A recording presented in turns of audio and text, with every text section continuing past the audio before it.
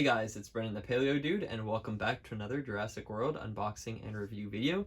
Today we will be looking at the Epic Evolution Chaos Theory and Jurassic World Danger Pack figures. I've got two here from the baseline of Epic Evolution that I've been putting off to the side to unbox, and then the rest are from the latest Chaos Theory lineup, and I'm pretty sure I have them all here. Let's see. Yep. So we'll start with the first lineup, these guys. The Poposaurus, which actually is not a dinosaur. This guy is, looks like a dinosaur, but I think it's more of a crocodilian-like thingy. I've seen its skeleton, though, online, and again, its body is very dinosaur in appearance. Very long tail, short arms. You can see it's actually got 5 fingers on each hand, which is not really a theropod trait. Usually they have 2 to 3. And you can clearly notice it has 4 toes. That is so bizarre. Again, theropods usually just have 3 touching the ground, and then that little like dew claw thingy there. But this one has 4, so not very dinosaur of him to have. Or her. The tongue's painted, which is nice, and you can see, let me focus it, the eyeball is painted as well. They've got a little slit in there, which isn't painted. They just leave that unpainted, but it kind of gives the vibe of being black if you don't zoom in enough. But yeah, another one of those. Oh, is it actually painted? No, it's not. You can see the orange kind of go up into the eye halfway, and the top part is just blue. And yeah, this one's just orange, or kind of browny orange. I do like the paint job on this figure. It's very nice and balanced. We've got the underbelly painted, and it goes all the way up the neck, and then the bottom jaw obviously is just a different color plastic. Kind of not that noticeable if you're looking at it from a distance. I don't mind. And then the tail is painted with these really nice orangey brown kind of stripes, which are also on the face. So it's a very balanced looking figure, and I love the pattern on the underbelly, very crocodilian. Got these kind of plate-like patterns going down to the tail, which has more of a lizard-like scale pattern, which is really nice. And then the top of the body also has that crocodilian armor, which is pretty cool because it contrasts the lower part of the body. Overall, I just like the appearance. It is a pleasing to the eye, I would say. Compared to a lot of dinosaurs they did in the past, this one is really balanced. And I have the same opinions about Calicus. This one has some really nice balancing in both the colors and the details on the body, because you can see the tail this time has the underpart painted, and it goes from a full color to 2 stripes and then some blotches above the stripes. That is very creative and unique. I mean, they've made so many dinosaurs in the past, they're starting to have to get creative with the paint, or else you're going to have a lot of the same patterns appearing. The teeth are really big, and they overhang the jaw when you close it.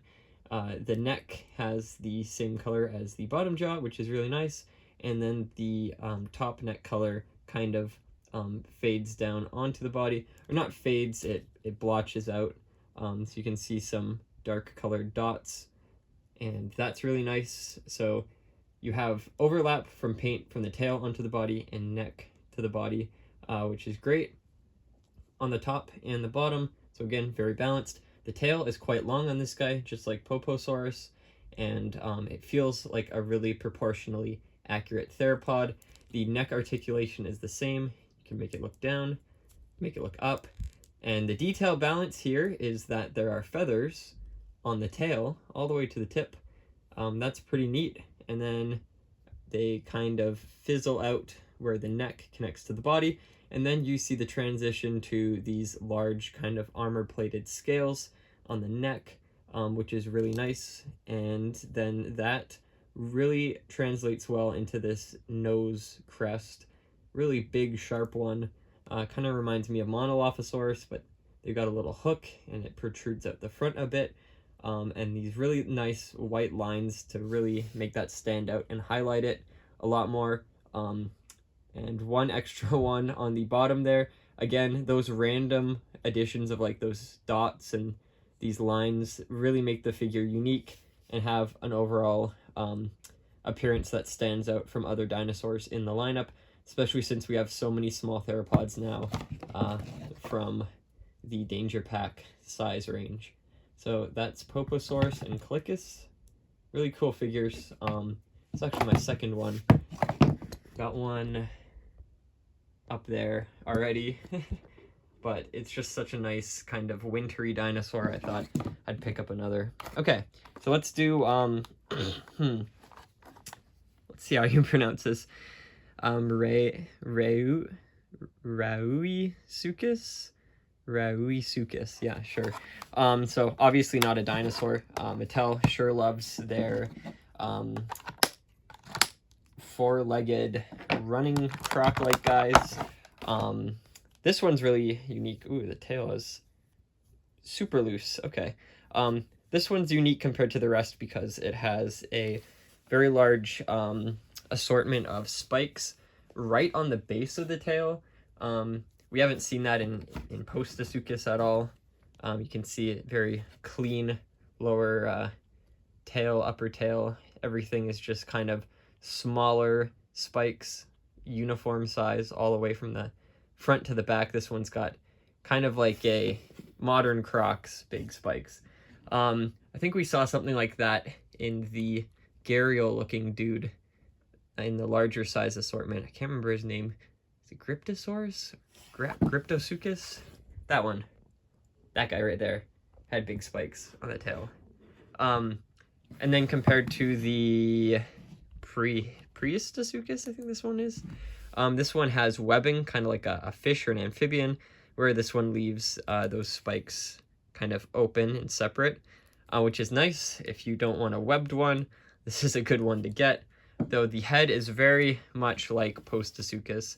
You can see it's boxy, it's kind of T-Rex-like, and the teeth on here are sharper and more curved, so look at Mattel updating their figures like that. Really love that detail. So definitely getting better detail-wise. And then it's got longer legs than Poposaurus. Kind of reminds me of the Caprosuchus legs. They're very tall. They look like they're built for running. And the teeth, again, very sharp, very big. Everything's painted in the mouth, and it's got a uniform color of this dark green on the tail all the way to the head, and then the kind of brown color on the legs and the rest of the head. So overall, very solid figure. Love seeing another non-dinosaur in the lineup. Can it stand? Yeah, it can stand.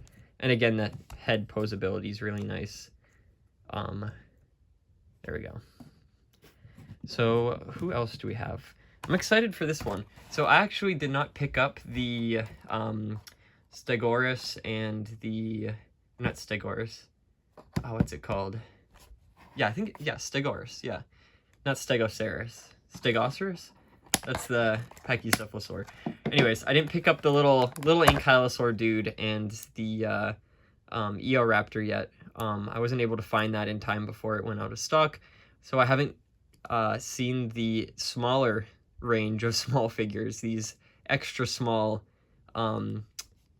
versions of the Danger Pack figures, which is really nice that they're doing these like smaller 2-packs. It's insane that they can still fit these movable jaws on them nicely. Like the teeth even close up, which is insane. When you compare it to like a human figure, it's not actually that big. Whereas if you say compare it to a main size range figure, they're a lot larger. So that is pretty interesting that they're deciding to do this. And for the same price, you get 2 figures with the same posability and same paint applications as the single pack figures. The details on this guy are pretty cool. It's got some purple coloration on the face, very striking there. The eye detail is really nice. They do have a pupil on it, and a little blotch of color beside the leg. Besides that, nothing else. Just bottom of the neck. Still really nice figure, really great. Love Guanlong, one of my favorite smaller theropods.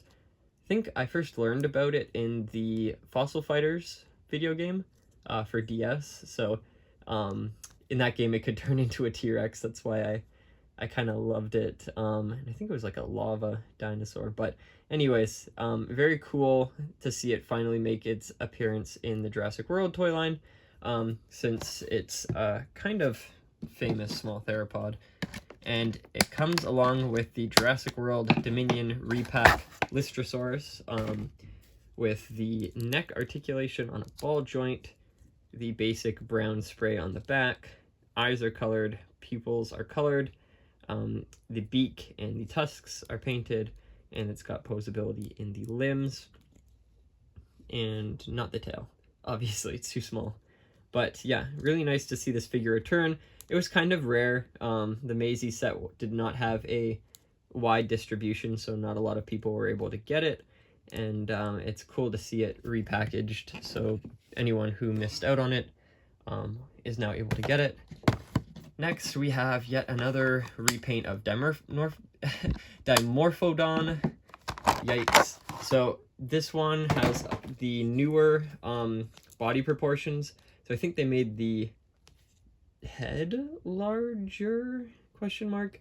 I gotta compare it to one of the original figures. I didn't actually grab one. I think there's one over here. Hold on. Yoink from the shelf. This one's actually sort of a matching color. Oh my goodness, yeah, they made the head way larger. What the heck? So this is the original Dimorphodon's head, which is so tiny in comparison. What is happening there? The wings are bigger. Wow, okay. So there are the wings. They're a lot wider. They have more detail in damage on them. And what else? The hands, I guess all of it's more detailed. Like the hands are more detailed and the face is more detailed. Just because it's a larger figure, I guess they can fit more in. But that's crazy that they sized it up. Look at the legs in comparison to, oh my goodness, they're massive. That's so weird. Yeah, even the tail is bigger. So that's quite neat.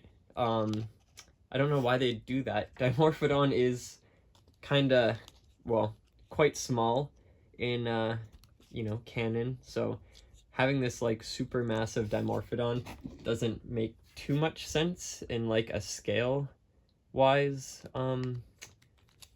reasoning, but hey, why not? Bigger Dimorphodon, more details. They bent the wings, curved it a bit more, so it has some kind of additional stance. I don't know, the legs are too loose. It looks better, I guess, just standing, more menacing. Maybe fits in the box better. I don't know. But yeah, scaled up Dimorphodon. Don't know how I feel about it being so large, but hey, more detail the better. I don't mind. It's no biggie. The original Dimorphodon figure is already too big, so what's there to complain about besides that? Anyways, the colorations are the usual modern Dimorphodon lineup range. You got the dark purples and you got the brightly colored wings. You know, after Camp Cretaceous 2020, most of the Dimorphodons that came out of Mattel's lineup were a similar coloration. I do like the originals that were like gray. Those ones back there. Those ones were really nice. And then they started to kind of, I don't know if it's more movie accurate or not, but tilt towards those darker colors. Next, we got a really cool one. So this is the baby Apatosaurus.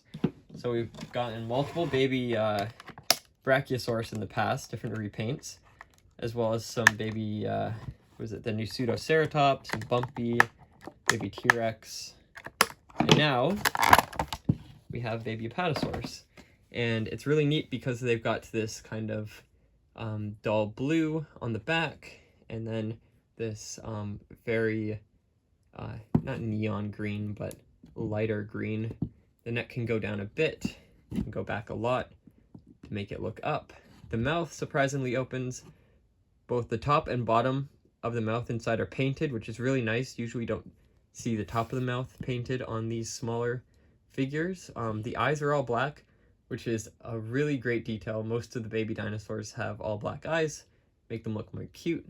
The legs are pretty chonk, and let's see the coloration compared to the adult Apatosaurus. So yeah, they saturated the neck coloration. It's a lot duller on the adult, but I mean, that works because it's a baby. And the neck stripes and the body stripes are a lot lighter. They're more of like a green than a blue, but again, it matches somewhat well, again, for this being a baby. So I do like that they go together regardless of the slight color differences. You can tell what they're trying to go for with that. So love that baby Apatosaurus.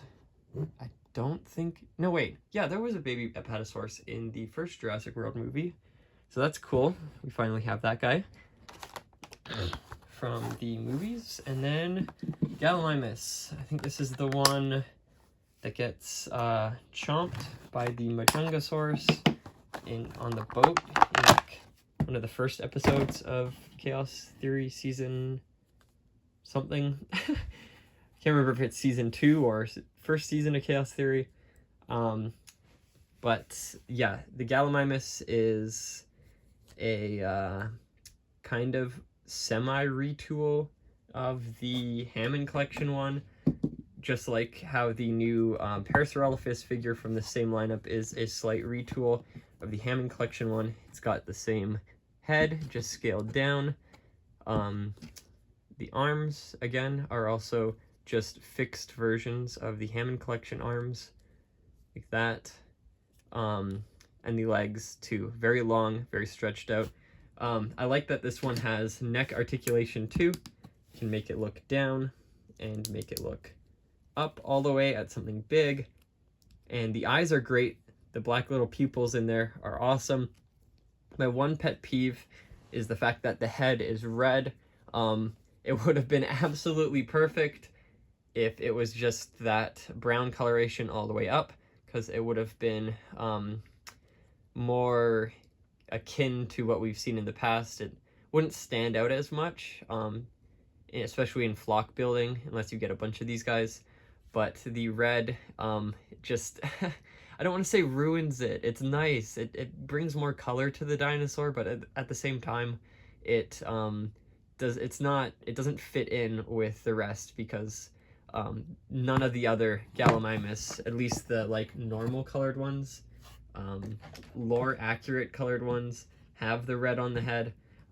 It is taller than the Gallimimus figure from the first lineup that we got with the long legs, so it does stand a bit taller. The feet are more detailed. Of course, everything's more detailed, but it's very reminiscent of this position, opposed to what we got in the first lineup basic assortment, where it's crouched. Head's very different in shape and detail. So this is a huge upgrade. Love it. Again, just wish they went with maybe a different color brown instead of the red. I know they're trying to make the figure's head pop out more in the color balance, but it just stands out a lot. Maybe they could have left it blank and did some sort of color on the tail. But regardless, it is a really nice figure, and the color on the underbelly is also very nice. So that is all of the, what is this line called? Danger Pack lineup figures. Got a really nice haul here.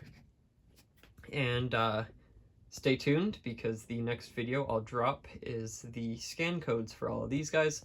So if you're missing the scan codes, be sure to check out that next video I'll be doing. because I've already hit my 20-minute marker. So hope you guys enjoyed, and I'll see you all in the next video then. Bye-bye.